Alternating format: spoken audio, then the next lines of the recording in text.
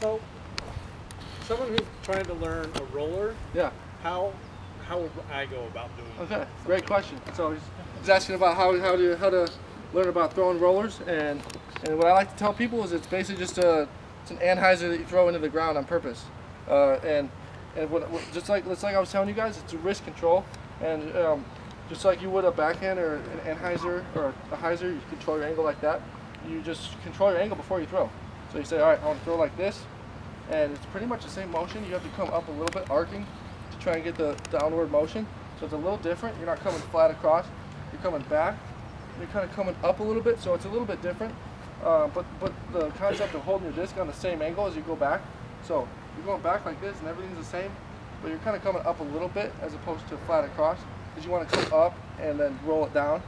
So you're kind of having like an upwards to downward motion. But what's happening is you're going back on this angle, and you're basically just throwing the disc out and snapping it on the angle that you held back on. So depending on how quick of a roller you want to flip, so you want to throw quick flip, you want to hold it flat like this. So when it hits, it goes, lands, and quick cuts. And like you saw, I don't know if you saw me on 18, but I threw like a pretty late, went pretty straight and even finished left. That's just because I threw like pretty much an anhyzer. It looked like it was going to go out, but it just kind of went like this and kind of finished to the left. And that's just because I controlled the angle. And it's basically, like I said, you're throwing a controlled anhyzer and torquing it into the ground at the right angle. So it just comes with practice. You'll figure out how to manipulate it to throw right, to based on the disc you throw and the angle of release. But in the grand scheme of things, yeah, the best way to learn is just sit there, doing a run up and focusing on kind of just throwing it torque over into the ground. And that like I said, it's all about the wrist. As soon as you see a lot of people look like they're throwing a roll in the last second, they'll slightly change their angle, and then they'll do an air shot. And that's just because at the last second they're so used to throwing air shots that they go like this and then they like slightly switch their angle because it's so habit. So you just got to be able to train yourself to be like, all right, I'm gonna train my wrist to be able to hold that angle the whole time. That's with an understable disc typically? Yeah, like I said, it depends on the type of roller, but yeah, in general, you want an understable disc to go out and kind of finish a little bit to the right. So would you say a world is an understable disc for you? You're right. Well, see, for me, what you saw, like for me, I threw a roller and I wanted to kind of go straight. Obviously I wanted, so the world was good for me because it went, it didn't really cut too much. But if I was throwing like a Havoc or a Vision, something a little flippier, it's going to cut a little bit more.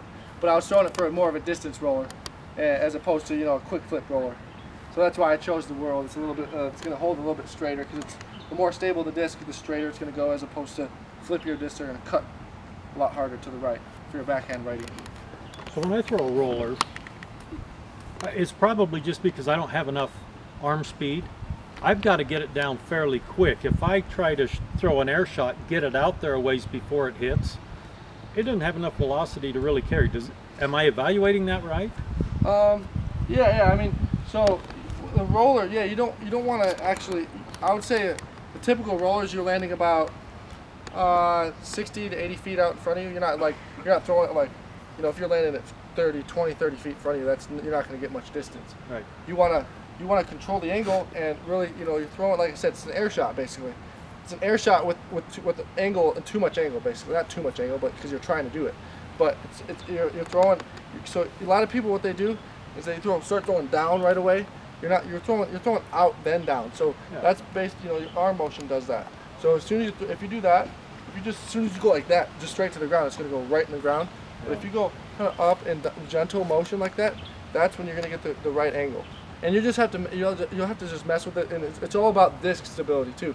If you throw too stable of a disc, it's going to go left, and you just got to get used to throwing into the ground. That's just going to train yourself to focus on keeping that angle and disc. And you got to mess around with different discs to be able to see. Because some people might throw a good release angle, and it'll just cut out because it's too overstable of a disc or too understable, cut too quick. And so you just got to focus on throwing out instead of down. So throw out with the angle instead of down with angle. Yeah, I'm in that 60 to 80 range typically, but Right. I watched from a distance your roller on 18. Mm-hmm. It hit the ground farther than I can throw one on a drive, Right. which was a little embarrassing. Right. Which kind of led to this question, because yeah. I mean, if I try to throw them out there quite a ways before they hit the ground, even if they hit at the right angle, I just don't have enough speed when it hits the ground for it to go very So you far. just got to adapt your angle that way. Yeah. You got to change your angle. If you want to, you know, if you want to, yeah, it's just different. That's the thing. It's different for everyone's arm speed. You know, if you're only, you know, I can throw a little farther with my roller, and like I said, just, you know, based on the arm speed, the disc choice, you know, it's a bunch of different variables. But I'm just telling you this, you know, because that's the general gist of it. And then after that, you know, it's really just kind of, you got to go in the field and practice that and kind of get the feel of, you know, where to land it, you know, how to, you know, how far to land it to get the max distance, and all that stuff is all just, you know, going to come with practice in the field, and just, you know, and even out here, just do, you know, throwing the shots and repetition to be able to know where, you know, where your disc is going to land. And, you know, like I said, arm speed. If you're a newer player, so you're still gaining distance, and, you know, your arm speed's getting better, you know, so it'll change, you know, based on, you know, you'll gain arm speed, and you'll be able to maybe flip a roller over that you may not have, you know, a year or whatever, how long you've been playing. So it's gonna change. Yeah, if I throw 10 rollers, I'm glad I threw 2 and the other 8 cost me a stroke. Right. All right, I'll take 2 more questions, and I think we'll call it a day.